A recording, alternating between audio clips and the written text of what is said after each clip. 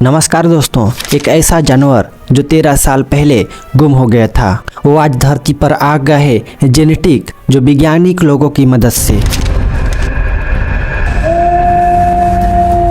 दावा किया जा रहा है एक बायो साइंटिस्ट के द्वारा, जो आने वाले समय में एक ऐसी कंपनी जो हर चीज़ को जिंदा करने के लिए दावा किया जा रहा है। जो ऐसा एक टाइगर जो ऑस्ट्रेलिया में पाया जाता था, एक ऐसा हाथी जो 4000 पहले यानी कि एक्सटिंक्ट हो गई थी।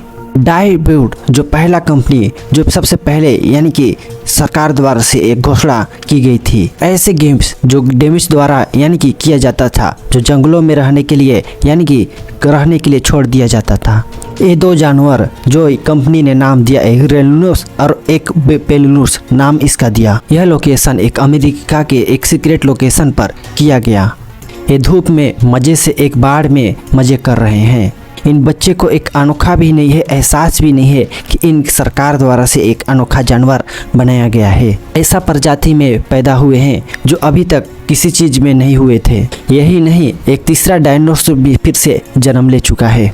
यह एक फीमेल थी जो एक कंपनी ने नाम रखा खेमेसी। पहले नज़र पर देखने के लिए यह देखने के लिए बहुत ही अद्भुत देखने के लिए मिलता है, लेकिन कई लोगों ने यह सवाल उठाया।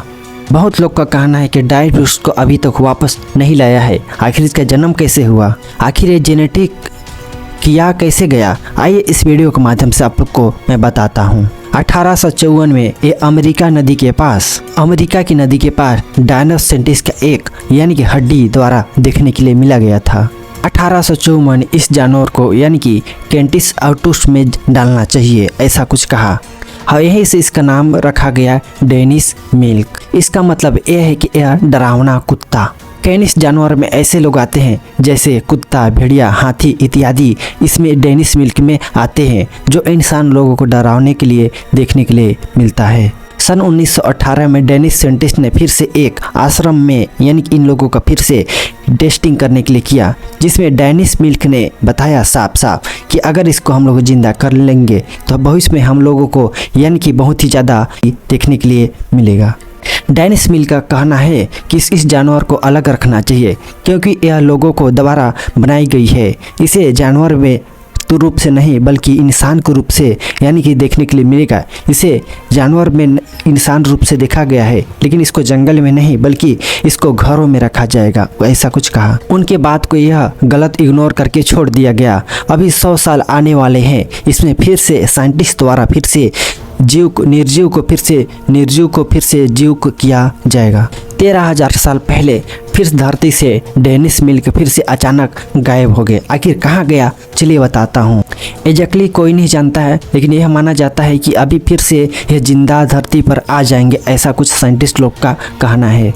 अगर डायनासोर को फिर से आज % में करोगे तो यह 25% फिर से बढ़ने की उम्मीद में दिख रही है। और इस डेनिस मिल्क को आखिर में शेर जैसे दिखा जाता है, लेकिन फिलहाल ये इतना बड़ा नहीं होता है। यह बिल्ली के जैसे छोटा सा रहता है। हालांकि इसका बड़ा बाकी भेड़ियों की तरह लंबा तो होता है, लेकिन छोटा ही रहता है।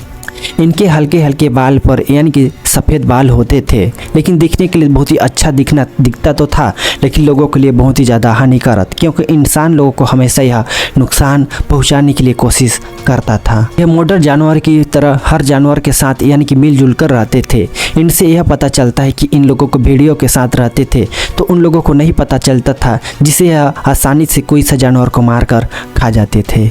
अब आता है डी एक्सपेरिमेंट, जो आखिर इस कंपनी में ऐसे जानवरों को जिंदा आखिर क्यों किया। इसमें 3 तरफ से आता है, जिसमें बिग पेरेंट जो पहले की तरह यानी कि मिलजुल कर रहते हैं।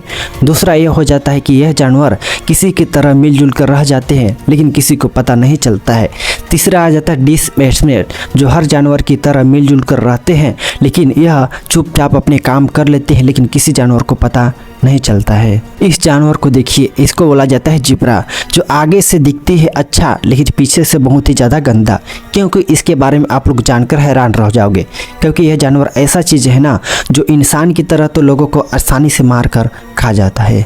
लोगों ने इसके हंटिंग के द्वारा यानी कि पूरी तरह ख़त्म कर चुका था, लेकिन फिर से यह जंगल जो अमेजन जंगल रहता था उसमें देखने के लिए अभी के डेट में मिल रहा है।